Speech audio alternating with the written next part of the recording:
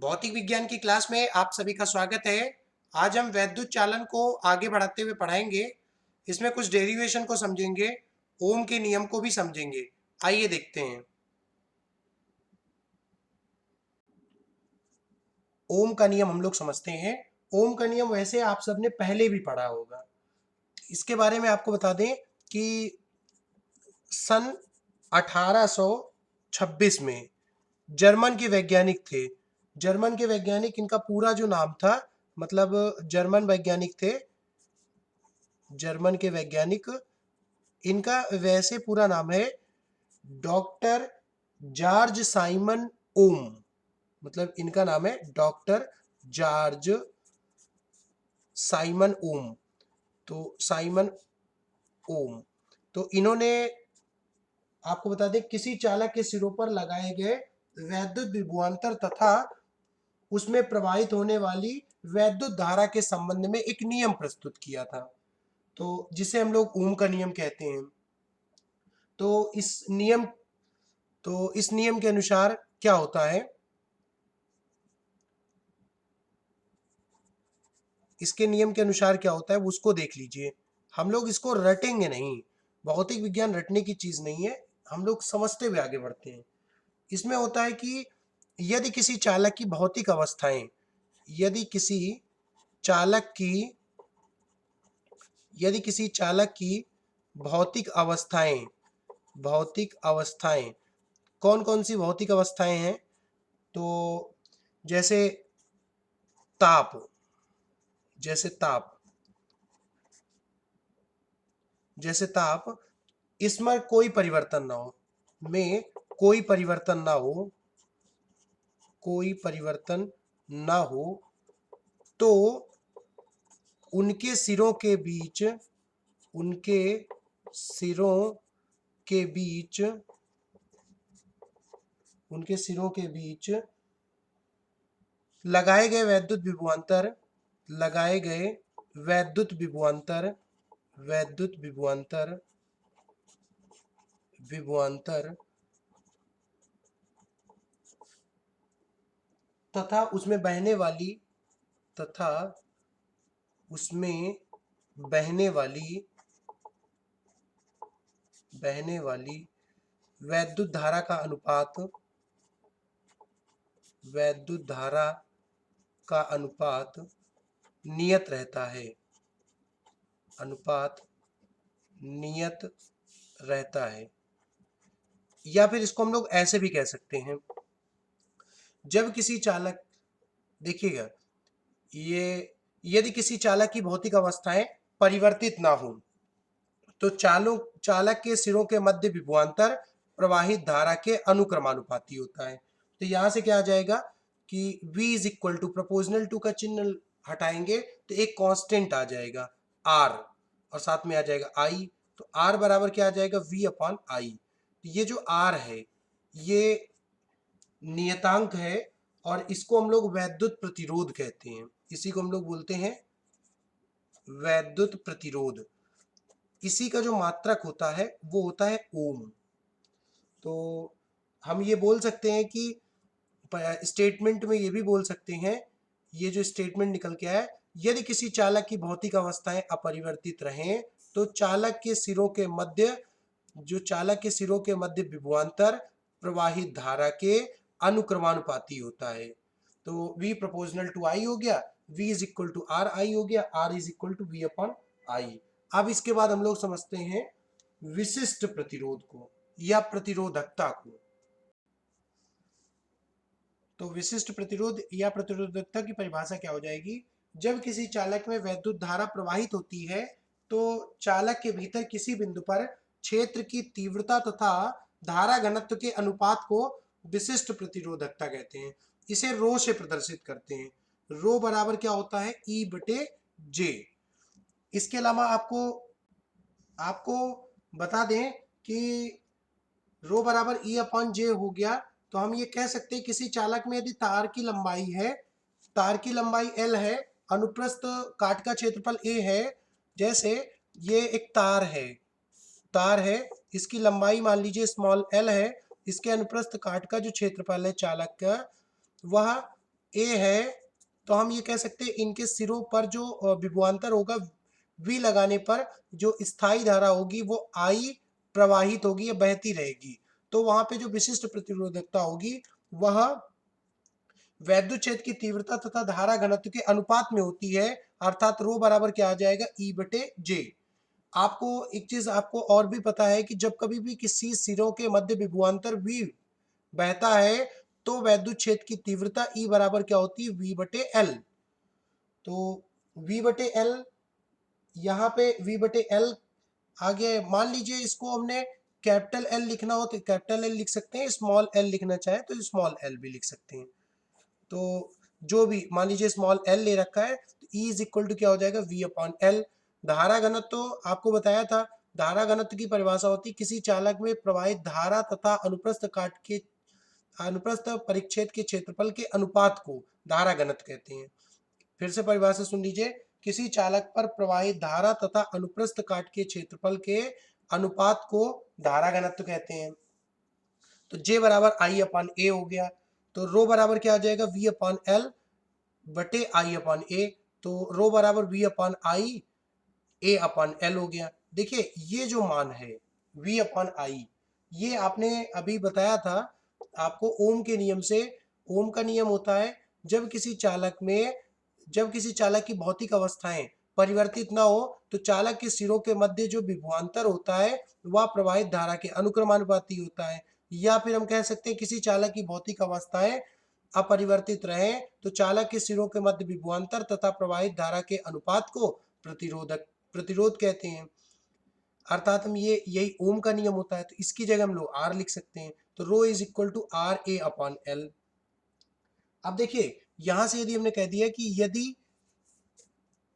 मान लीजिए यदि एल बराबर 1 मीटर है और ए बराबर 1 मीटर स्क्वायर है, तो यहां से क्या आ जाएगा, तो हम कह सकते हैं रो बराबर क्या आ जाएगा, R ohm meter. Ohm meter क्यों हो जाएगा, क्योंकि देखिए क्षेत्रफल का जो मात्रक होता है, तो ये देखिए प्रतिरोध का मात्रक तो ओम होता है, क्षेत्रफल का मात्रक मीटर स्क्वायर होता है, लंबाई का मात्रक मीटर, तो मीटर से मीटर स्क्वायर कैंसिल, तो क्या बचेगा, यही बचेगा, ओम इंटू मीटर। अब देखिए अब यहाँ से जो परिभाषा कुछ बातें क्या निकल के आती हैं उसको देखिए। हम रो बराबर आर आ गया तो हम ये कह सकते हैं कि यदि पदार्थ का विशिष्ट प्रतिरोध, यदि पदार्थ का विशिष्ट प्रतिरोध प्रतिरोध उस पदार्थ के 1 मीटर स्क्वायर अनुप्रस्थ परिच्छेद के क्षेत्रफल वाले अनुप्रस्थ परिच्छेद के क्षेत्रफल वाले तार के प्रतिरोध के बराबर होता है, तार के प्रतिरोध के बराबर होता है।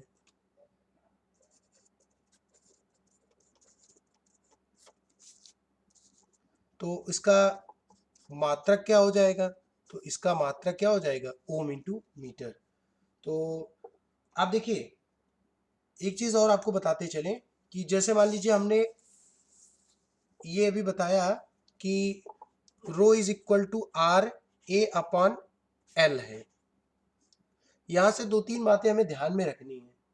दो तीन बातें क्या ध्यान में रखनी है कि एक तो ये बता दें कि जो ये रो है, रो तो आमतौर पे किसी भी चालक किसी निश्चित तार की बात करें, मतलब किसी निश्चित ताप की बात करें, किसी निश्चित ताप पर, किसी निश्चित ताप पर क्या हो जाएगा, जब हम आर की बात करें, आर वो दो बातों पर निर्भर करती है, प्रतिरोध दो बातों पर निर्भर करती है। एक तो वो निर्भर करती है अनुप्रस्थ काट जो चालक तार की लंबाई है उस पर निर्भर करती है, और आर जो होती है वो निर्भर करती है, व्युत्क्रमानुपाती होती है किसके, अनुप्रस्थ काट के क्षेत्रफल। हम ये कह सकते हैं समीकरण 1 और 2 से, R proportional to L upon A. तो हम ये कह सकते हैं कि जो किसी भी चालक जो तार का प्रतिरोध होता है, तो हम कह सकते हैं किसी चालक का जो प्रतिरोध होता है वो लंबाई के अनुक्रमानुपाती तथा अनुप्रस्थ काट के क्षेत्रफल के व्युत्क्रमानुपाती होता है। हम ये विशिष्ट प्रतिरोध के माध्यम से हम प्रतिरोध को बता सकते हैं। प्रतिरोध को हम लोग ये भी कह सकते हैं कि किसी तार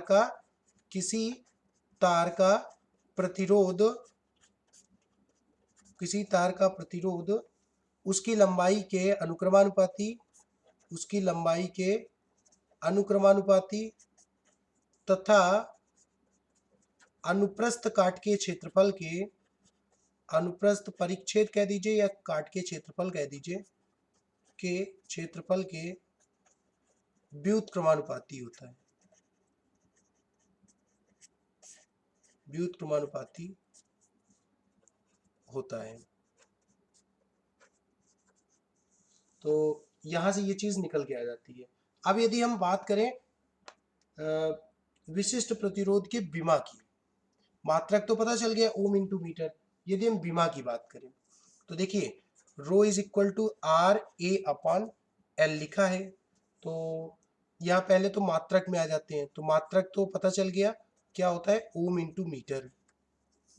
अब देखिए इसके विमा की बात करें, तो विमा की बात करेंगे तो पहले तो प्रतिरोध की विमा, तो प्रतिरोध की विमा क्या होती है, आपको बताया भी था कि M L square T minus three A minus two, क्षेत्रफल है फोरियल ब्रैकेट में एल स्क्वायर अपान एल हो गया। तो यहाँ से क्या आ जाएगा, यहाँ से आ जाएगा, ये ऊपर जाएगा तो यहाँ पे आ जाएगा एम एल की पावर थ्री टी की पावर माइनस थ्री ए की पावर माइनस टू।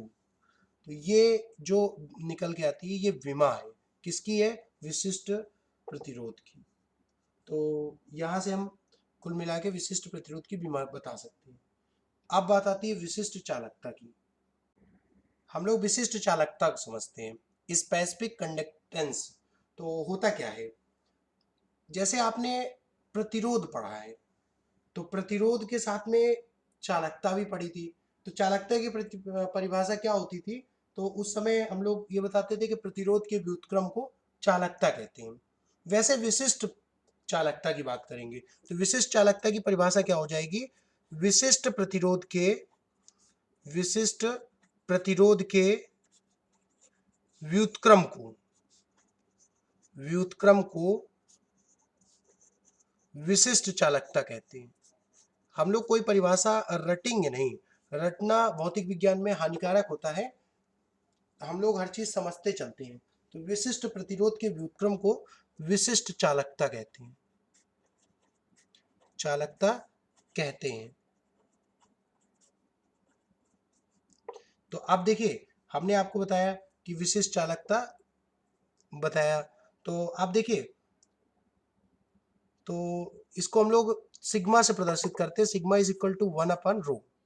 तो यहाँ से इसका मात्रक क्या हो जाएगा, तो आपको पता है कि ओम मीटर जो होता है वह विशिष्ट प्रतिरोध का मात्रक होता है, तो इसकी विमा क्या हो जाएगी, मात्रक हो जाएगा ओम इंटू 1/ओम इंटू मीटर, या हम ये कह सकते हैं ओम इंटू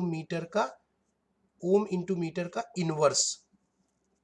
विमा की बात करें, विमा की, तो आपको पता है कि विशिष्ट प्रतिरोध की अभी विमा निकाली थी, तो विमा क्या निकाली थी, इसकी आई थी एम एल की पावर थ्री टी की पावर माइनस थ्री ए की पावर माइनस टू।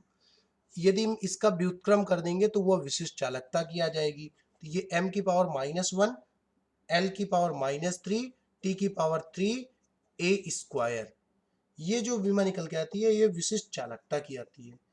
तो इसी आधार पर हम ये भी कह सकते हैं कि इसका मात्रक किलोग्राम इनवर्स, और फिर मीटर की घात -3, फिर सेकंड की घात 3, और फिर इसके बाद में सेकंड की घात 3 और एम्पियर, एम्पियर तो एम्पियर का स्क्वायर। अब हम लोग देखते हैं विशिष्ट चालकता और धारा घनत्व में संबंध। तो विशिष्ट चालकता और धारा घनत्व में संबंध देखते हैं। विशिष्ट चालकता व धारा घनत्व में संबंध।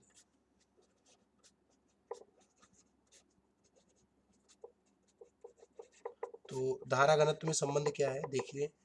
देखिए अभी हम लोगों ने एक चीज पढ़ा है कि सिग्मा इज इक्वल टू 1/रो, और हमने ये भी पढ़ा है कि rho is equal to E/J। तो यहाँ से दो तीन बातें ध्यान में रखेंगे कि rho is equal to 1/E/J भी लिख सकते हैं, जे ऊपर चला जाएगा तो हम ये कह सकते हैं कि J/E आ जाएगा। तो अब देखिए यहाँ से हम ये कह सकते हैं कि J is equal to sigma into E. तो यदि वेक्टर फॉर्म की बात करें तो वेक्टर फॉर्म जो होता है वो हो जाएगा vector J is equal to sigma into vector E। तो इस आधार पे हम लोग क्या परिभाषा कह सकते हैं कि धारा घनत्व बराबर विशिष्ट चालकता गुणे वैद्युत क्षेत्र की तीव्रता। यहां से भी यही बोल सकते हैं कि धारा घनत्व बराबर विशिष्ट चालकता तथा वैद्युत क्षेत्र की तीव्रता में इसका दोनों का गुणनफल है।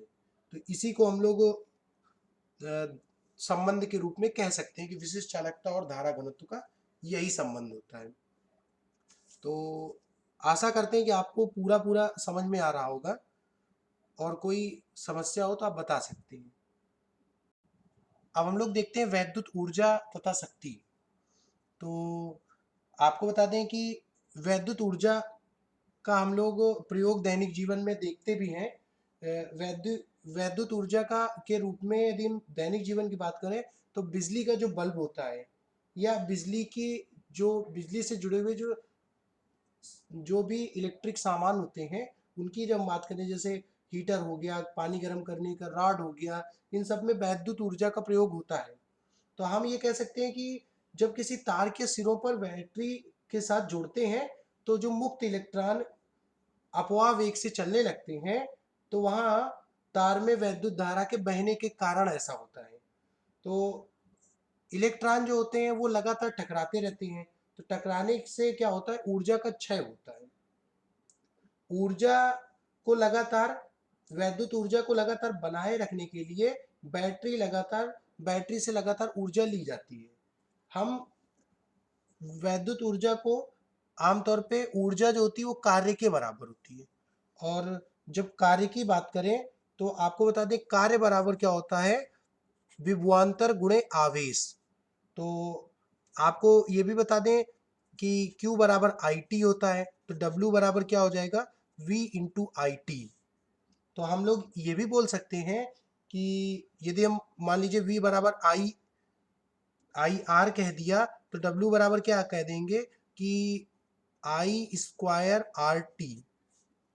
तो जो कार्य होता है ये किसके रूप में परिणित होगा, ये ऊर्जा के रूप में। तो हम लोग ये बोल सकते हैं कि जो यहाँ पे वैद्युत ऊर्जा है इसको, अब देखिए इसको हम लोग बोल सकते हैं कि ये कार्य के रूप में आया, लेकिन जब किसी हम जब कैलोरी ऊष्मा की बात करते हैं तो वहाँ पे थोड़ा मान परिवर्तित हो जाता है, उसको भी हम लोग देखेंगे। तो W बराबर एक मान ये भी निकल के आएगा कि V²T/R। मतलब हमने क्या किया कि I की जगह मान रख देंगे, मतलब जैसे यहाँ पे लिखा है कि I is equal to V/R भी तो लिख सकते हैं, तो हमने क्या किया I की जगह वैल्यू रख दिया, तो W बराबर क्या आ गया, V²T/R।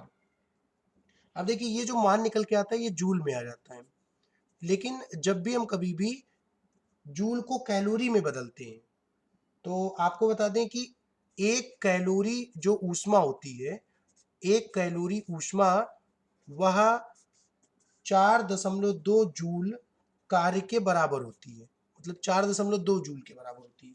अर्थात यहाँ से हम कह सकते हैं कि H is equal to W/4.2, या हम ये बोल सकते हैं कि इसका एक मान ये भी आ जाएगा। देखिए ये पहला ये निकल के आया, तो पहला क्या आ जाएगा कि VIT/4.2। दूसरा क्या आ जाएगा, दूसरा हम बोल सकते हैं I²RT/4.2। तीसरा क्या आ जाएगा, तीसरा आ जाएगा V²T/4.2 इंटू R। ये सारे जो मान निकल के आएंगे ये सारे मान कैलोरी में आएंगे, सारे मान किस में आएंगे, कैलोरी में। अब एक बात आ जाती है कि वैद्युत शक्ति, तो किसी वैद्युत परिपथ में ऊर्जा क्षय होने की दर को वैद्युत शक्ति कहते हैं। अर्थात हम ये कह सकते हैं P बराबर क्या होगा, W/T। तो यहाँ से हम लोग वैद्युत शक्ति को देखते हैं। तो वैद्युत शक्ति की परिभाषा क्या होती है कि किसी वैद्युत परिपथ में ऊर्जा क्षय होने की दर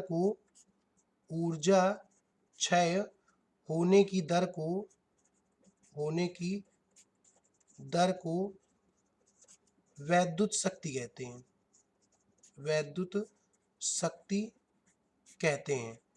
तो यहाँ से हम लोग बोल सकते हैं ना कि P बराबर W/T। तो इसके क्या क्या मान निकल के आएंगे। पहला क्या मान आएगा, पहला हमने रख दिया VIT/T, तो T से T कैंसिल, तो इसका पहला मान क्या आ जाएगा, V/I। दूसरा मान क्या आ जाएगा, तो P बराबर I² तो यहाँ से इसका मान क्या आ जाएगा, I² तीसरा मान इसका क्या आ जाएगा, P = V²T/R, और साथ में T आ गया तो T से T कैंसिल, तो ये क्या आ जाएगा, V²/R। ये मान निकल के आता है वैद्युत शक्ति का। आपको बता दें कि जो शक्ति का मात्रक होता है वो वाट होता है। तो हम ये कह सकते हैं कि शक्ति का जो मात्रक होता है, शक्ति का मात्रक वह होता है वाट। तो वाट की परिभाषा क्या होती है, तो वाट की परिभाषा होती है कि एक जूल प्रति सेकंड की दर से ऊर्जा क्षय हो